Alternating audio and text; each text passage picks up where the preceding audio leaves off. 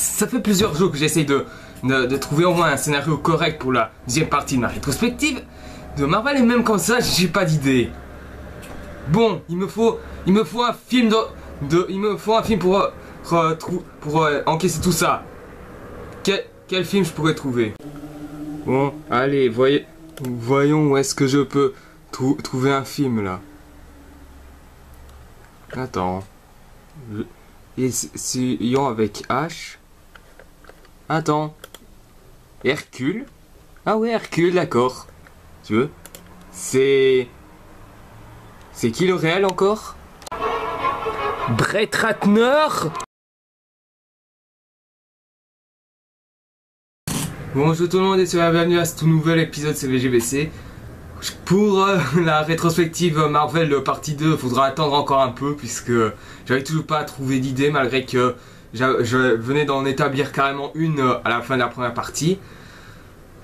Mais bon, malgré ça, il y a quand même des films que je voudrais critiquer au moment où je vous confirmerai quand j'aurai finalement fini le texte et fait et commencé à faire la vidéo. Donc aujourd'hui, on va parler de ce film.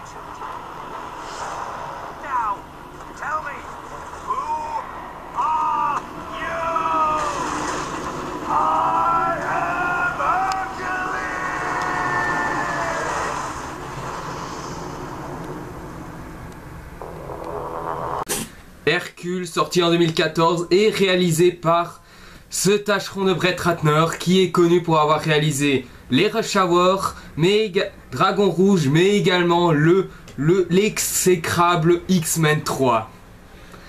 J'ignore qu'est-ce qu'il compte faire plus tard, mais j'ai beaucoup de craintes. Au casting, on peut retrouver Dwayne Johnson dans le rôle du titre, et on retrouve également John Hurt qui se fait assez discret. Qui pour moi, les films que je me souviens de lui, c'était V pour Vendetta où il était le tyran. Il a aussi joué dans La folle histoire de l'espace et également dans le nanardesque et aussi ultime film de Roger Corman, La résurrection de Frankenstein. Mais bon, pour dire ce film, sachez que ce film est adapté d'un roman, enfin plutôt d'un roman graphique ou une bande dessinée, qui s'appelle Hercule et guerre de Thrace. Et justement, c'était fait par Stephen Moore, qui est le grand ami de Alan Moore, qui est très célèbre. C'est lui qui a fait The Killing Joke et également V pour Vendetta et Watchmen. Et aussi From Hell aussi, c'est aussi lui. Seulement il a bien avant que le film allait sortir, il a eu une controverse. La controverse a été que, justement, l'auteur Alan Moore, sachant qu'il y aurait eu une adaptation venant de Hercule et guerre de Thrace qui a été fait par son grand ami Steve Moore, celui-ci a appelé les lecteurs de comics à boycotter le film. Mais bien sûr, voilà, seulement voilà, c'était surtout à cause de diverses divergences artistiques, à savoir que la bande dessinée était plus un espèce de documentation historique et mythologique, alors que là, le film est beaucoup plus fictionnel. Et aussi que, bien sûr, Hylas, qui est l'amant d'Hercule, il n'est pas dans l'histoire. Seulement voilà, Steve Moore est mort depuis un petit temps, et bien sûr, les gens, comme ils n'ont pas eu le temps de prendre des droits d'auteur, ils ont décidé de mettre quand même le nom de l'auteur dans le film pour le rendre hommage. Seulement voilà, Alan Moore n'a pas apprécié cela et donc il a été appelé à boycotter le film au moment de sa sortie. Mais malgré qu'il a boycotté le film, ce film a quand même fait un bon petit succès. Avec 100 millions de dollars, ce qui est un film extrêmement cher pour un peplum, enfin l'un des plus chers avec Gladiator et Cléopâtre, Hercule a rapporté plus de 254 millions de dollars. Ce qui est, pour le coup, pas un mauvais score, c'est plutôt assez bien, même si c'est pas non plus un gros hit par rapport à la petite hype qu'il y a eu sur internet. Je dis bien petite hype parce que beaucoup ont quand même craché sur le film, pas à cause de la controverse, mais à cause du fait qu'il y avait Brett Ratner dans le film. Moi personnellement, j'avais beaucoup de craintes, surtout parce que Brett Ratner, il est devenu mauvais depuis, selon moi, il est devenu mauvais depuis X-Men 3, même s'il avait fait des bons petits films comme ça, les Rush Hour et Dragon Rouge, ben, le restant je savais que le mec, il ne savait pas faire quelque chose d'exceptionnel non plus. Sinon, voilà. Parlons du film, de quoi ça parle? L'histoire commence sur le fait que Hercule, qui après avoir perdu sa femme et ses enfants, qui ont été dévorés tout crus par le Cerbère, entre guillemets, je dis bien entre guillemets parce que vous verrez, le Hercule doit poursuivre des missions dangereuses en tant que mercenaire, jusqu'à ce que la fille de roi Sithos, joué par John Hurt, le demande de le suivre, lui et ses compagnons. Un beau gosse qui lance des poignards, une femme badass qui est archer, un vieux mage qui a un outil façon James Bond, le neveu de Hercule, il y a Yoalos, désolé je connais pas très bien le nom, et bien sûr son toutou, qui est un mec qui a vécu dans la guerre et qui est devenu une brute épaisse si on ne le retient pas. Et bien sûr, et une fois arrivé, bien sûr, il doit aider le roi Sithos à affronter une armée de centaures qui menace sa ville. Seulement voilà, après plusieurs péripéties, ils vont se rendre compte que les apparences sont très très trompeuses. Ah, et Hercule va essayer de savoir qui est derrière la mort de sa fille et de sa femme et de ses enfants. Voilà, l'histoire c'est ça. En soi, c'est vrai que par rapport au comic, c'est ultra différent parce que le comic, ça suivait grosso modo l'histoire d'Hercule tout simplement, même s'il reprenait grosso modo les guerres thraces. Ici, le film, ben, il ne s'intéresse que aux guerres thraces et qu'il parle brièvement de certains exploits d'Hercule, comme par exemple les 12 travaux. Mais voilà, sinon le film, qu'est-ce que je pense du film? Honnêtement, c'est pas génial, vraiment pas. Mais, il y a un mais c'est toujours mieux que la légende d'Hercule qui est sortie plus ou moins la même année. Au moins c'est déjà ça. Mais d'un côté c'est plus ou moins facile. Maintenant, si vous voulez bien, avant de commencer la critique, je vais peut-être vous parler un petit peu d'Hercule parce que je sais, je vais faire un peu d'histoire, mais pour vous situer le personnage, c'est quand même assez important. Parce que l'histoire d'Hercule, c'est pas la même chose que dans la version Disney. Voilà, Hercule en fait c'était un demi-dieu, fils de Zeus et de Alcmène. Il a grandi avec une force surhumaine et que ça lui a permis justement d'être assez endoctriné par beaucoup de Grecs à l'époque. Seulement voilà, son cousin Eurysthée, jaloux, décide donc de l'envoyer à des missions dangereuses. Les 12 travaux donc.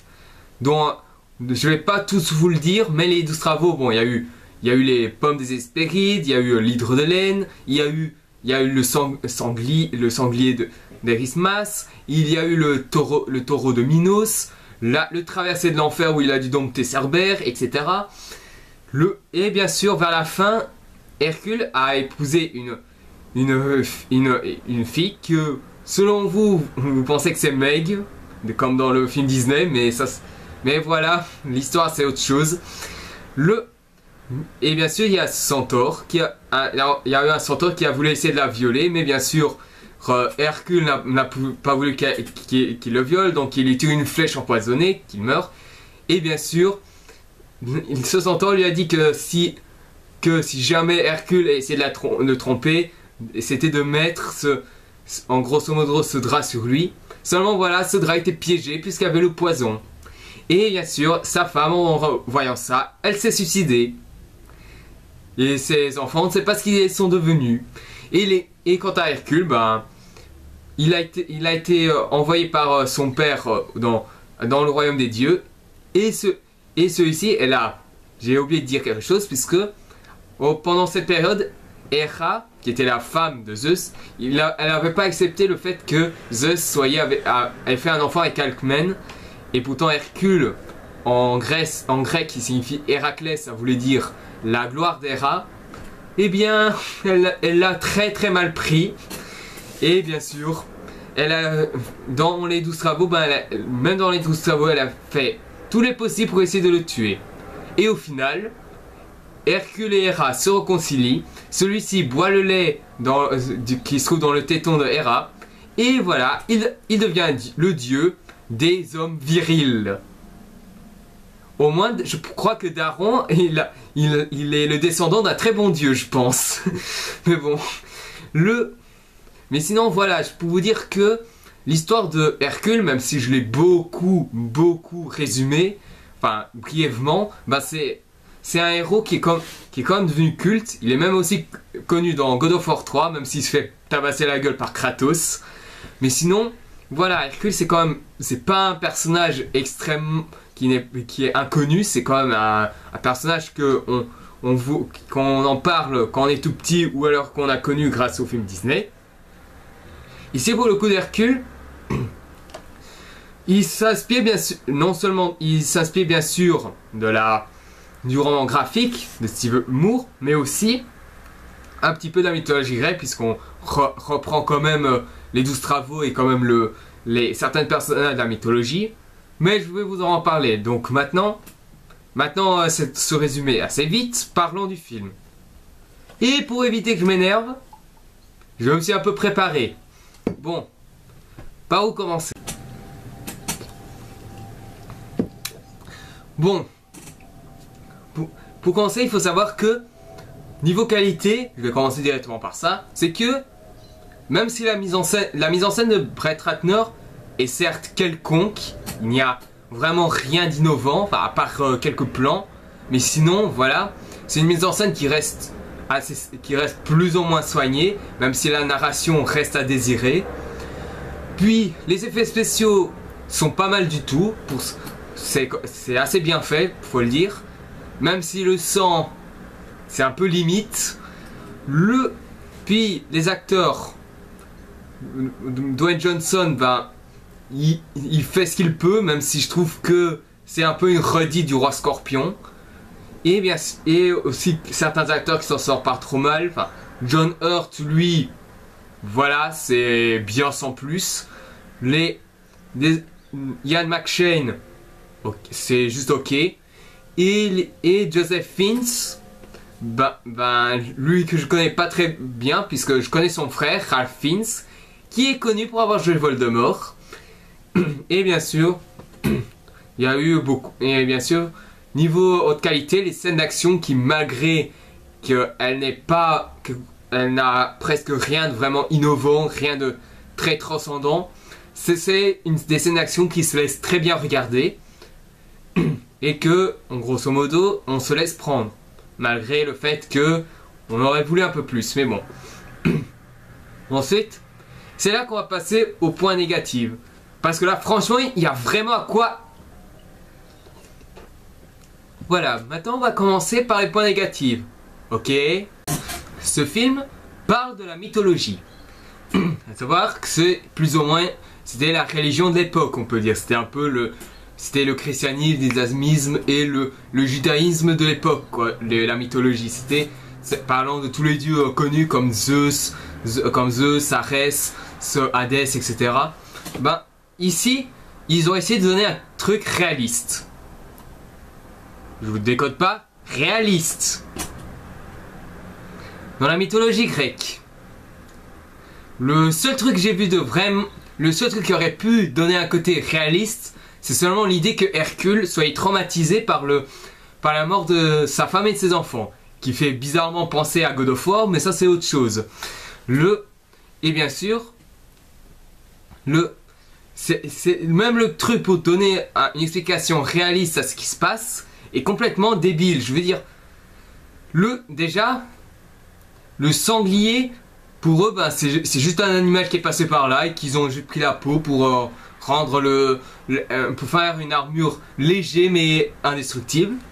Pour l'hydre de Lerne, ben, c'était juste plusieurs personnes qui ont été déguisées et qu'on les a tranché la tête. Ça explique en fait pourquoi au tout début du film, l'hydre de Lerne, il se faisait tuer un peu trop. Les têtes ne réapparaissaient pas après qu'elles soient coupées.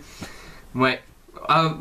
Il y a peut-être des explications. Soit il a déjà été aidé par son cousin et donc le cousin a mis dans l'hydre quelque chose d'assez chaud pour empêcher les têtes de réapparaître si jamais elles sont coupées.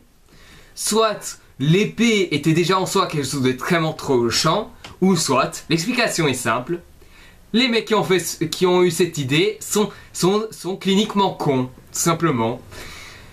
Et je ne vous parle pas non plus du lion du Némée qui, malgré le fait que son armure est vraiment indestructible, Hercule, ben, il en fait juste une capuche, tout ça.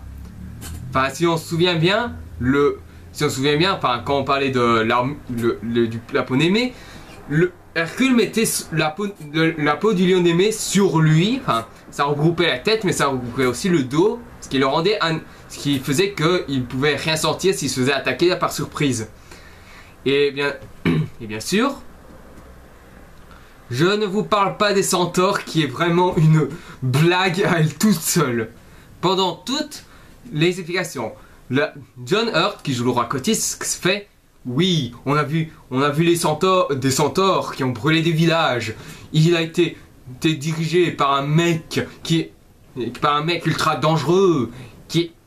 Et bien sûr, quand on va les voir, on les voit à contre-jour. Ok, si vous voulez. Mais une fois qu'on essaye de mettre un plan qui est devant, ce sont des cavaliers normaux. Ça ne s'appelle pas des centaures, messieurs, c'est des cavaliers. Je sais pas, mais il y a un moment donné, il faut se poser quand même une question. Et le pire, c'est que même Hercule et ses amis tombent dans le panneau. Et quant au Cerbère, alors là, en fait, en gros, ils disent que c'est le Cerbère qui a tué sa femme et ses enfants. Selon, voilà, c'est en réalité 3 loups que, bien sûr, Hercule a d'abord vu par hallucination. Ok, ça peut partir d'une bonne idée. Et qu'au final, il voit que c'est en fait 3 loups dirigés par Joseph Fiennes.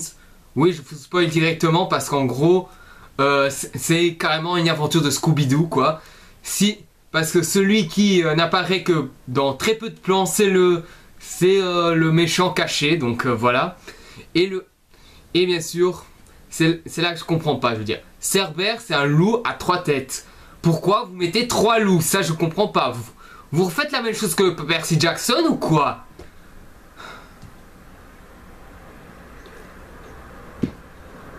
Donc oui, c'était énervant.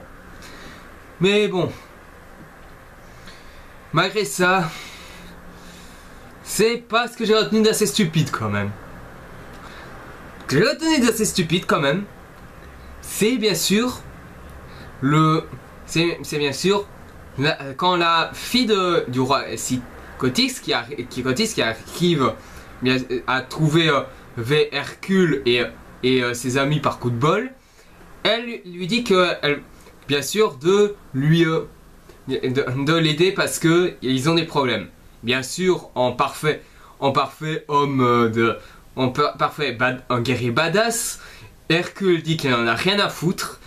Mais bien sûr, la fille dit, je ferai n'importe quoi pour que vous acceptiez. Et moi, la première chose que je me suis dit, c'était ça. Ah, Jojo! Voilà quoi, je veux dire, quand j'ai vu ça, je suis vraiment dit qu'elle soit un petit peu perverse, sa petite fille. Mais bon, après il rencontre le fils qui est très fan d'Hercule, tout ça.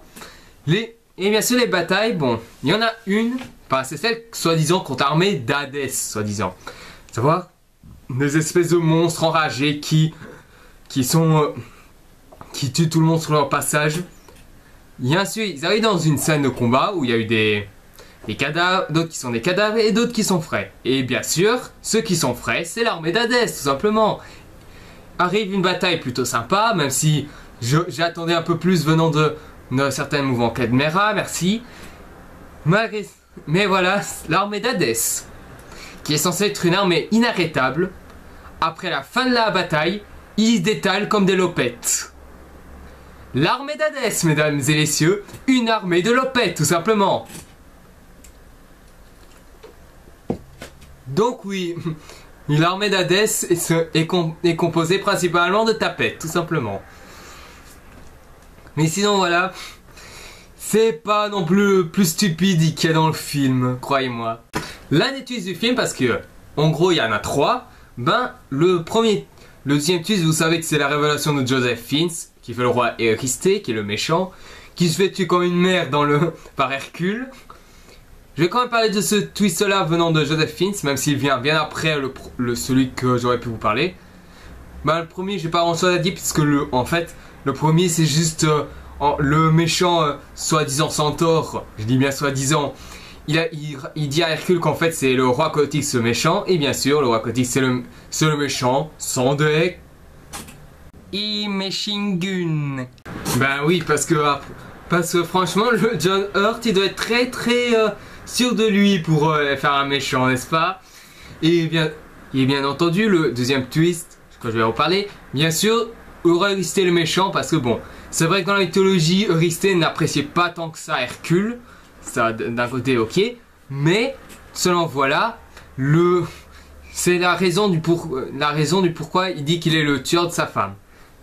Franchement, la situation c'est comme ça. C'est comme ça. Tu étais là pour me voler mon trône. Et je n'ai aucune envie de te laisser. C'est le prendre. Mais enfin, Eurysthée, j'ai pas besoin de ton trône. Précisément. Mais précisément quoi? Je veux dire. Et en plus, ton argument, c'est juste que Hercule n'a pas de valeur parce que c'est un mercenaire, tout ça. Alors que, mec, c'est ton cousin, il a fait les 12 travaux, et à chaque fois il revient victorieux et il a non seulement la grâce du peuple, mais le fait qu'il en a rien à foutre de ton trône, ça fait justement que tu ne dois pas être jalousé de lui, quoi, je veux dire.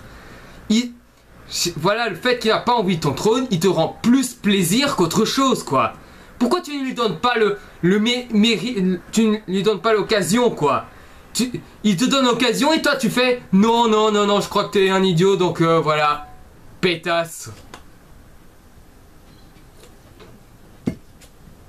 Donc oui, le roi Eurysthée est quand même assez con lui aussi. Et bien sûr, le roi Cotix, comme il est très méchant, il va bien sûr essayer de tuer son petit-fils, parce que bien sûr, il ne veut pas qu'il va prendre son trône. Alors au moment où il essaye de tuer sa fille... Attends, what? Tuer sa fille? Mais qu'est-ce qu'elle a... Mais enfin, mais...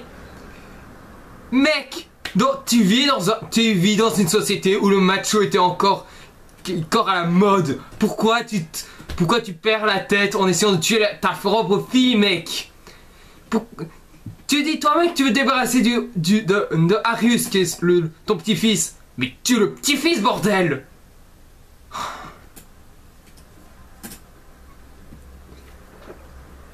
Donc oui, vous avez une bonne idée de l'intelligence de notre roi Cotix. Et c'est là qu'arrive l'un de mes scènes préférées de ce film. Bah oui, parce que même si le film n'est pas génial, il y a quand même au moins 2 scènes que j'aime bien du film,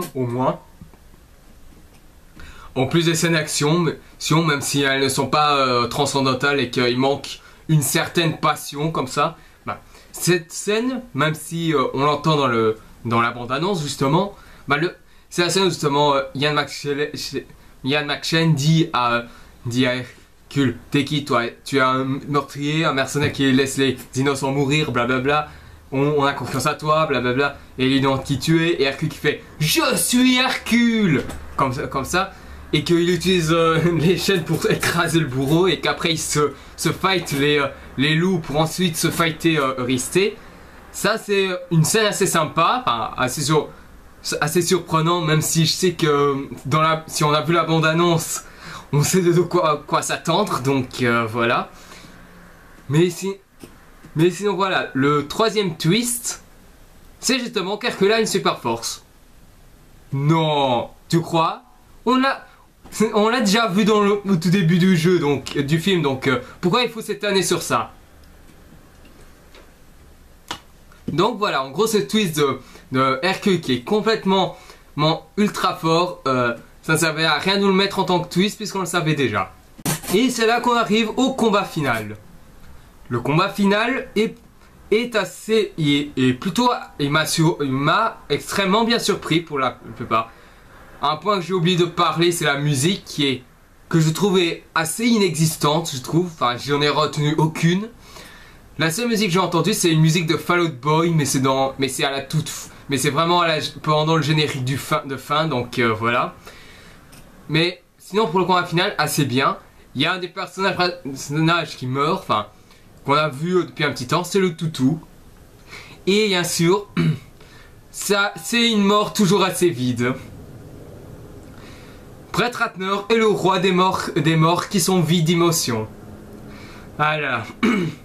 Mais sinon, voilà. Ce que j'aime bien surtout dans le combat final, c'est plus tard.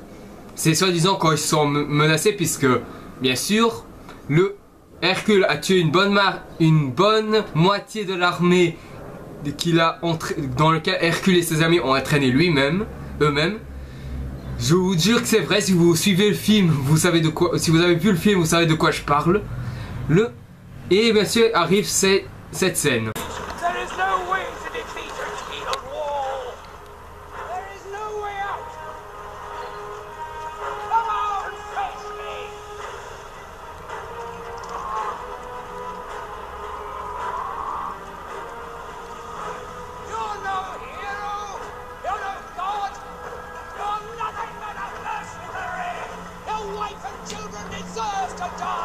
Oui, Roi Cotis, je sais, mais ça aurait pu être mieux si t'étais pas un méchant complètement idiot. Quoique, ce qui va t'arriver, ça va être très drôle. Je pense que avec John Johnson, j'imagine tous les trucs possibles avant de te faire écraser par la statue. Alors, vous avez dit que Spider-Man 3 était meilleur que les Amazing? Prenez ça! Voilà, vous remplacez n'importe quelle phrase par drôle. Ici, c'est juste épique. Et ce qui est encore plus épique, c'est la mort du roi Cotix.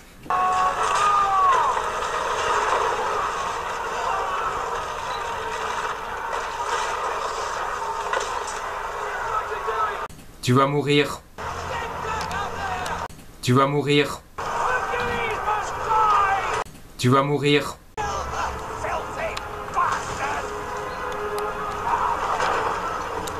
Ben voilà, t'es mort.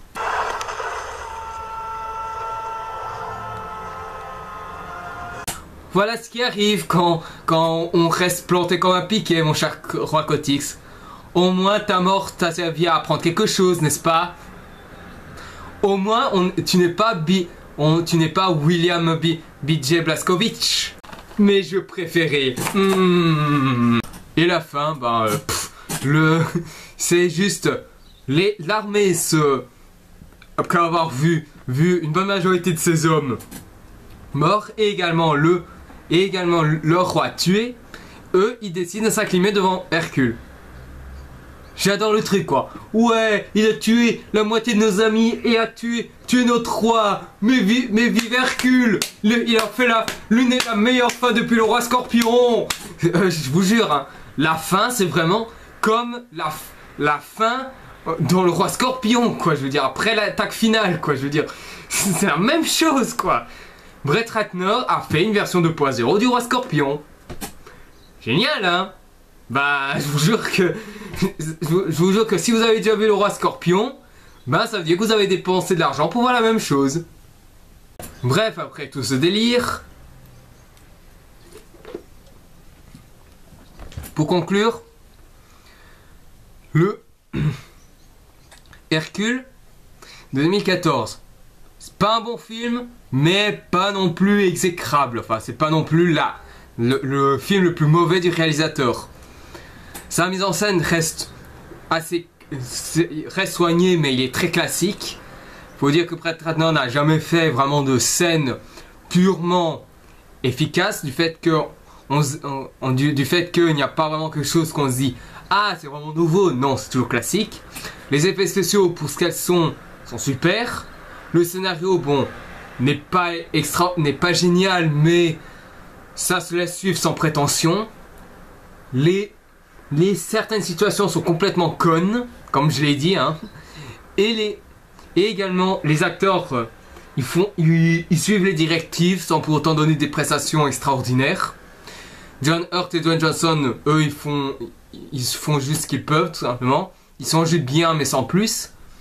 Faut dire qu'après, ben, Dwayne Johnson a par la suite suivi. Après ce film, il a suivi avec Fast and Furious 7, donc voilà.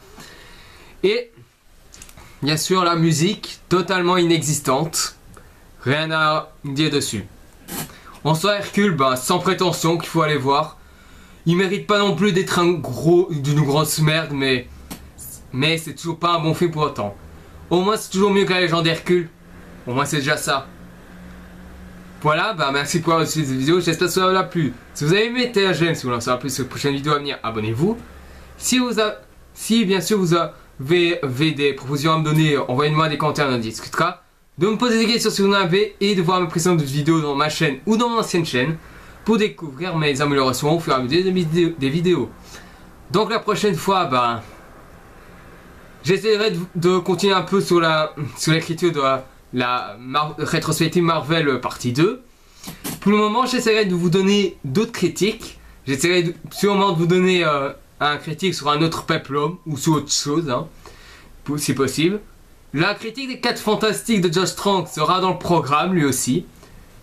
Comment dire, vu que ça ne sort que le 26 août en Belgique, et vu que je suis belge, je dois attendre encore 4 jours, eh bien, tous les gens qui ont boycotté le film avant sa sortie, et même encore maintenant, votre destin a déjà été scellé. N'oubliez pas comment Cotix a été tué.